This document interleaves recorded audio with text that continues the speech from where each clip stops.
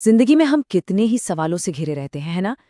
पर शायद सबसे गहरा, सबसे बड़ा सवाल हमारी अपनी मौजूदगी का है।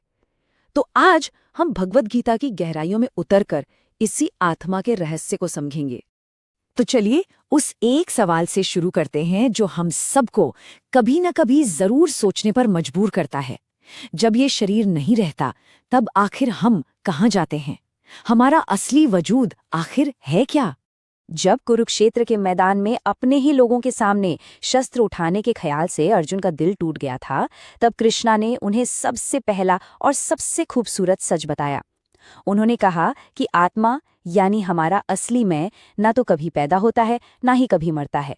वो हमेशा से था, हमेशा से है और हमेशा रहेगा। इसे ऐसे देखिए, हमारा शरीर वो तो पैदा होता है, बड़ा होता है, बदलता रहता है और एक दिन खत्म हो जाता है।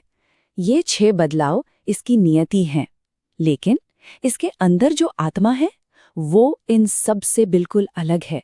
अविकारी, मतलब जिसमें कोई भी चेंज नहीं आता। कभी सोचा है, एक बुजुर्ग इंसान के अंदर भी उनके बचपन वाला मैं जिंदा रहता है। शरीर भले ही थक जाए, बूढ़ा हो जाए, पर अंदर की वो आवाज, वो फीलिंग की ये मैं हूं, वो बिल्कुल नहीं बदलती। वही तो आत्मा का एहसास है। तो ये आत्मा आखिर है क्या चीज? चलिए देखते हैं इसका असली सुपर पावर क्या है। और ये सच में माइंड ब्लोइंग है कि ये कितनी ज्यादा पावरफुल और एवाई नहीं है। कृष्णा जो बताते हैं वो किसी पोइट्री से कम नहीं। वो कहते हैं कि आत्मा को कोई भी हथियार काट नहीं सकता, आग जला नहीं सकती, पानी गीला नहीं कर सकता और ना ही हवा उसे सुखा सकती है। इसका सीधा सा मतलब ये है कि आत्मा पर किसी भी फिजिकल चीज का असर हो ही नहीं सकता। सोच के देखिए, चाहे पुराने जमाने के अस्त्र शस्त्र हों या आज के मॉडर्न न्यूक्लियर बॉम्ब्स, आत्मा को कोई छू भी नहीं सकता। वो बिल्कुल सेफ है। और बात सिर्फ इम्यूनिटी की नहीं है। आत्मा सर्वगता है, यानी ऑल परवेडिंग, वो हर जगह है। वेदास कहते हैं कि जीव हर एनवायरनमेंट में एग्जिस्ट कर सकते हैं।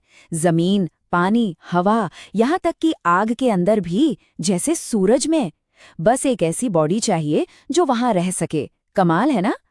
तो इतना सब सुनने के बाद अर्जुना एक बहुत ही प्रैक्टिकल सवाल पूछते हैं कि अगर आत्मा अमर है, उसे कोई मार ही नहीं सकता, तो फिर किसी को मारने की जिम्मेदारी मेरी कैसे हुई? ये तो गलत हुआ ना? यहाँ कृष्ण ने एक्शन और इंटेंट का फर्क समझाया। एक जज जब सजा सुनाता है तो वो न्याय के लिए होता है। एक सर्जन जब कट लगाता है तो वो जान बचाने के लिए होता है। बिल्कुल वैसे ही जब अर्जुना धर्मा के लिए एक सुप्रीम ऑर्डर के अंडर लड़ेंगे तो उस एक्शन का कोई पाप, कोई बुरा रिएक्शन नहीं होगा। पर इस कॉम्प्लेक्स आइडिया को आसान बनाने के लिए कृष्णा एक ऐसी मिसाल देते हैं जो शायद गीता की सबसे खूबसूरत और सबसे फेमस एनालॉजी है। वो कहते हैं, वासांसी जीर्णानि यथा विहाया। इसका मतलब इतना ही सिंपल है कि जैसे हम पुराने फटे हुए कपड़े छोड़कर नए पहन लेते हैं, ठीक वैसे ही आत्मा एक पुराने बेकार हो चुके शरीर को छोड़कर एक नया शरीर धारण कर लेती है। It's that simple.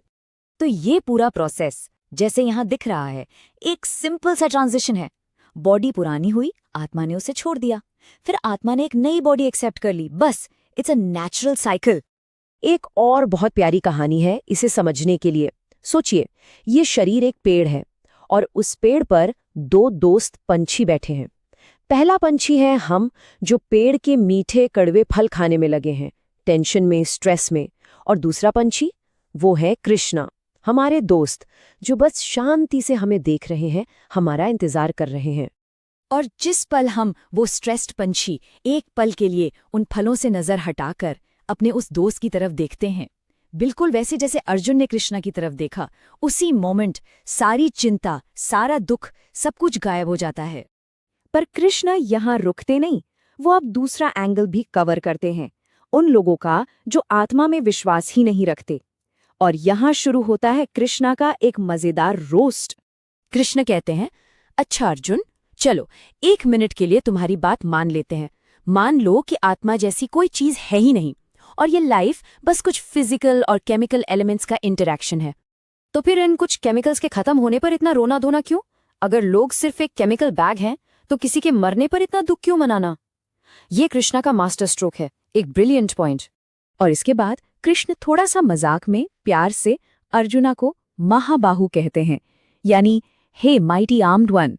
ये एक तरह से प्यार भरा ताना है कि तुम इतने बड़े योद्धा होकर ऐसी बेसलेस केमिकल थ्योरी के बारे में सोच भी कैसे रहे हो। और फिर आखिर में कृष्णा एक ऐसी बात कहते हैं जिसे कोई इनकार नहीं कर सकता, चाहे आप आत्मा में माने या ना माने। ये है आखिरी अल्टीमेट रियलिटी चेक। वो कहते हैं, जिसका जन्म हुआ है उसकी मौत तय है, सर्टेन है, और जिसकी मौत हुई है उसका जन्म भी सर्टेन है। ये लाइफ का एक अनअवॉइडेबल लूप है, एक साइकिल जिसे कोई तोड़ नहीं सकता। तो इस सब का मतलब क्या निकलता है? मतलब ये कि कुरुक्षेत्र का युद्ध तो होकर रहेगा। ये सुप्रीम विल है। अर्जुना के भाग जाने से उनके रिश्तेदार हमेशा के लिए जिंदा तो नहीं हो जाएंगे। इसलिए बेहतर यही है कि वो अपनी ड्यूटी पूरी करें, वरना उन्हें सिर्फ अपमान और बुरा कर्मा ही मिलेगा। तो कृष्णा ने लॉजिकली प्रूव कर दिया कि रोने का तो कोई रीजन ही नहीं है। पर इससे एक नया सवाल पैदा होता है, जन्म से पहले और मौत के बाद हम इस अनमैनिफेस्टेड यानी अव्यक्त स्टेट में आखिर होते कहाँ हैं? ये एक बहुत गहरा रहस्य है जिसे हम अगली बार समझेंगे।